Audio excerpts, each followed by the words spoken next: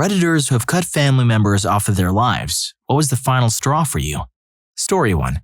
The last year of my mother-in-law's life, my mother was jealous and hateful of the attention we were giving my husband's super sweet mom. My mom was going to move the day after Christmas, even though we told her we can't help because both of us have jobs that the week between Christmas and New Year is particularly crucial in getting things set up.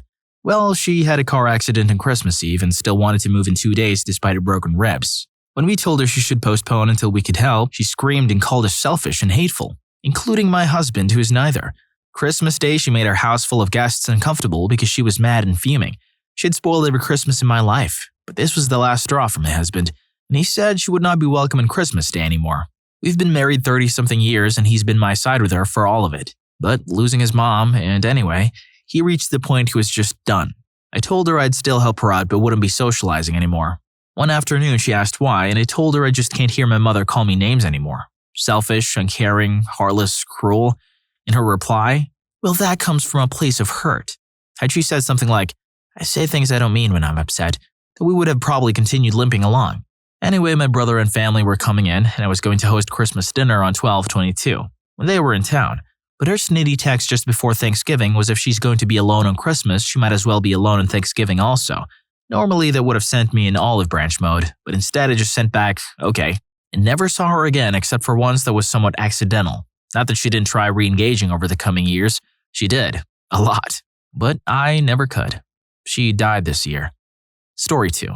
Technically, my mom did the cutting off part, but when I was little, my dad kidnapped me and my sibling abroad just to get back at my mom. The mastermind behind it all was his mother. I know people just throw this word around, but she was a true psychopath. Me and my siblings spent about a year in a house with that witch, being constantly psychologically and physically by her, as my dad drank himself into a coma. My mom eventually got us back, and we have never spoken to them since. Sometimes I wonder if she's dead and think about defacing her grave and pissing on it. If you find it, let me know, and we'll do it together.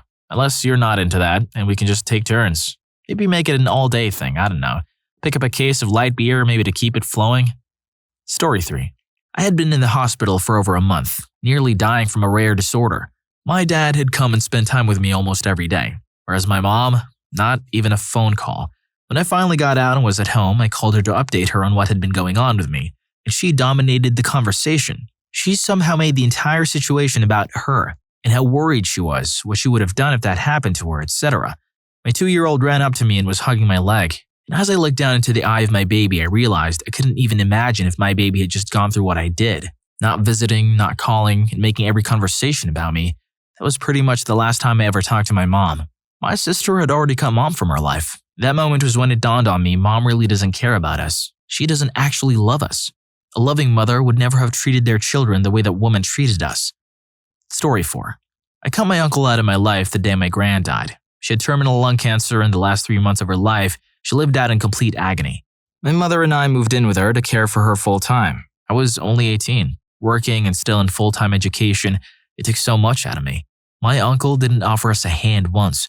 And when we asked him for help, he was essentially like, ew, no, she smells like piss. In the days leading up to her death, when she was pretty much a vegetable, he finally came around to discuss how her money was going to be handled, demanding he was entitled to more than us because he was the eldest, despite the fact that he was incredibly well off, didn't do anything to help my gran while she was dying, and the fact that my mother and I were essentially living in poverty at the time. All he cared about was her money. It's been 2 years since she died, and all that stuff is still being sorted out, but I refuse to talk to him now. I hate him. He's such a heartless pig that couldn't even be upset about his mother dying, because he was so excited at the prospect of receiving money. Sorry to hear that dude was part of your life. All I can say is he's the pig. Also, he's the one that smells like piss. Hey, guess what? Our team just introduced Rufus rugs. Premium, custom, hand-tufted rugs. Imagine having your own unique rug that perfectly reflects your style.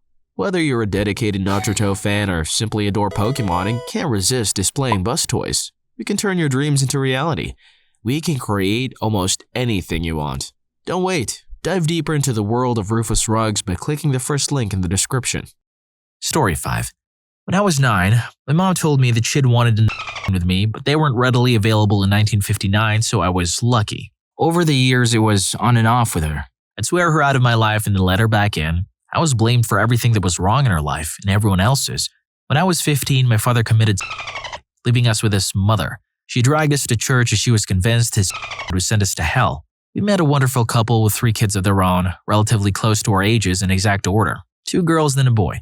Turned out they had lived close to us and all of the neighborhood kids knew them and hung out at their house. We started to do the same. If it hadn't been for this couple, I have serious doubts as to whether or not the 3 of us would have survived. When I was in my mid-50s, she screamed at me on the phone and repeated more than once that she hated me. I told her she wanted an in 1959 and congratulations, you just received your. I will now allow a text here and there, but we don't speak. I'm totally fine with this situation. I've told many people this story and usually get the silent, judgy looks as if I'm making it up. Who in their right mind would make that stuff up? Thanks to those who shared the stories as well. Not a club we would choose to join, but nice to know we're not alone. I am sorry about what you experienced, and I'm glad you cut out your mom from your life. No child should ever hear such a horrible thing come from their own parent's mouth. Toxic behavior is hard on people, but it does often shape us into better people. Story 6. My aunt and uncle threw out their daughter for coming out as gay at 14. I took her in and got a lawyer to get custody of her for me ASAP, because I didn't trust my uncle one bit. I figured he'd remember he could force her to a conversion therapy camp if he still had custody. He tried, but thankfully after I had custody and could throw him off my property and get him arrested for trying to drag her out of my home. His 2 sons are on my crap list as well for trying to sneak onto my property to rescue her. I have flat out told them that if I see them on my property again, I'm shooting them. That part of the family doesn't come to Christmas dinner with grandma anymore. Story 7. Years and years of being told I never do anything right by my mother. Some of the highlights. Scored 99% in the test and got told I was stupid for forgetting a $sign in a currency equation. Made county finals for wrestling. Got dropped off and asked how long before she had to be back because I'd rather go shopping than stay. Qualified as a team alternate for the national championships and had to turn it down because your father and I have plans and I'm not canceling. My sister was stealing packs of cigarettes for her friends and I took the blame despite none of my friends being smokers or drinkers, since we were all doing high-level sports. My son was born and she got mad that my wife breastfeeds because it meant she couldn't bottle feed him. I took the on that one too because I didn't intervene and stop it. That last one did it for me. He's 8 now and has no idea she exists. It's been almost 7 years. Story 8. Fellow black sheep here. It's the little jabs here and there. Emotional death by 1,000 cuts. I'm 33 in August and still treated as though I'm some teenager sleeping till 2 p.m. I'll always be the youngest of 3, therefore my opinion means the least. Because of what? By sheer virtue of you being born before me? There's a tinge of bitterness in my mom's voice when we do talk now, though. That's most unlike her. She's gone more passive-aggressive, making jabs that, of my 3 children, you live the closest, but visit the least. I point out that I'm, in a family of 5, literally the only one working while the other 2 siblings are married, rich, and can freely travel. My parents raised me to be good, kind, and careful, but they themselves rarely hold up any of the 3. A part of me wishes there was something more egregious to make a clean break easier. It's this slow separation, a red shift of familial bonds that hurts that much more. That said, I've been in a much healthier headspace as of late. That is messed up. You know what? You don't need them. I know a guy who was the black sheep of his family, imagine him being an insult sponge. He got successful, now his family are butt kissers. Now if you don't want to kiss stuff you don't want to kiss, hit the like button and subscribe to the channel. Now back to the video. Story 9. My son got his back messed up when he fell off a landscaping wall in my parents' backyard. I found out they didn't watch him at all, so he sat in their backyard crying, freaking out until they brought him back to our house. Didn't even notice or care that something was wrong with him. They just dropped him off. I immediately helped my son with medicine and bandaged him, left him to my wife to care for, then went to my parents' house to show what had happened with pictures and yell at them. They denied any fault for what happened and tried to say he was like that before he came over. I told them they're not allowed to see my kids unless it's at my house when I allow them to be there. They were all up in my arms about that, saying I'm using the kids against them and trying to manipulate them, to which I responded, I don't trust you with my kids. You neglected them and one got severely hurt. There will not be a next time as there shouldn't have been this time. I'm not using them. I'm advocating for them. And I'm not letting them stay in the care of people who let one be injured, crying and bleeding alone with no one to care for him. I'm not being manipulative. You're being neglectful and entitled. And if you don't see a problem with your actions, then I'm not interested in having you in our lives anymore. Haven't talked since. Story 10. My father is an and a narcissist. My whole childhood had him rarely playing a significant role, and when I did see him, he had every excuse as to why. As I got older, I started to second-guess the context of earlier events and hear him repeat self-serving lies to people that I knew weren't true. Then he started getting incarcerated. Him disappearing for a weekend or even a week at a time was one thing, but him spending weeks or months in rehab or prison was a whole different thing. My mother finally kicked him to the curb, and any of the times I bothered to be around him after that, he always tried to act more like a friend than a parent. My mother never discouraged a relationship with him or said a bad word about him, despite having more than enough reason to. One of the last times he got arrested and went to prison was for a period of months. I didn't talk to him for a stretch, and when I did again, I told him that if he ever touched another drug, then we were done. He would no longer be my father or have any place in my life. Fast forward a few years, and I was just laid off from a job I really enjoyed. I just walked into my apartment and was basically in tears, knowing I had to tell my roommate that I lost my job and had no idea where my rent was going to come from in 10 days. Then I got a phone call from my sister to say that he had gotten arrested and was going away for 7 years. He had let me down my whole life. He had made his and everyone else's fault. He badmouthed his friends, his family, my mother, her family, everybody. He missed every memorable and important event from my childhood. He never paid a cent of child support, so I grew up poor with a single mother trying to pay for herself and 3 kids. He even at least once took some of my stuff and sold it, presumably for money. I had overlooked or at least accepted all of that, but that news and that gut punch of disappointment on what was already a very bad day was just too much. I told her I didn't care and to let him know to not contact me if and when he got out. Unfortunately, he did eventually get out and has since gotten all kinds of people to feel sorry for him, through a mix of his annoyingly effective charisma and also an abundance of lies. But I've held firm in not saying a word to him. He's tried sending me letters and every one was tossed in a bonfire and opened. He's tried having relatives pass me messages from him, but I informed him quickly that anyone acting as his mouthpiece will get cut from my life as well. And honestly, it feels great. People always say dumb crap like, but he's still your father. You only get one. Or, you should forgive him for your own sake. But that's all horse crap. The thing I did for my sake was remove the toxic person. It was 100% the right move, and my only regret is that I didn't do it much sooner and save some of the extra heartache. And yeah, you do only get one father. You also only get one gallbladder. And if it starts to become toxic and dangerous to your health, they cut that crap out of your body so you can continue living a healthy and happy life. So the moral of the story, don't wait to cut out crappy, toxic people. Do it and don't regret it because you deserve to be happy without them. People who pressure you to forgive are the worst. I understand trying once, but pushing the issue is toxic. By the way, I love the gallbladder analogy. Story 11.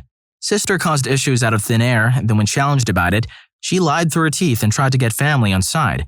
She had then done this on 2 occasions with a girlfriend I recently split up with, because of these reasons. She failed miserably as she was found out, but it still cost me a good relationship.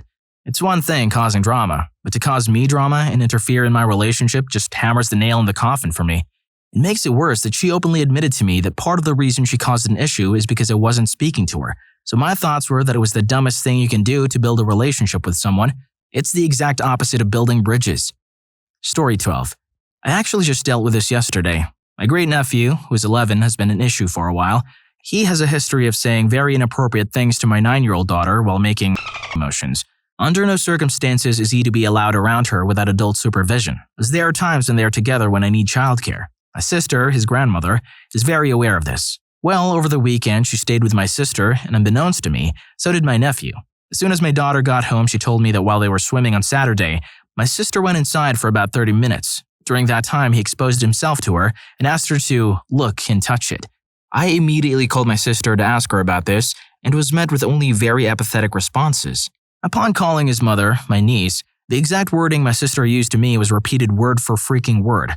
Clearly, my sister called my niece after getting off the phone with me to cover her butt. After telling my sister that, I have 2 options. 1, report to the authorities, which will certainly ruin his future, which I do not want to do. Or 2, hope that the issue is addressed and he gets the help he needs, which means, for the foreseeable future, he will have no contact with my children. Her response was short. There's nothing to address.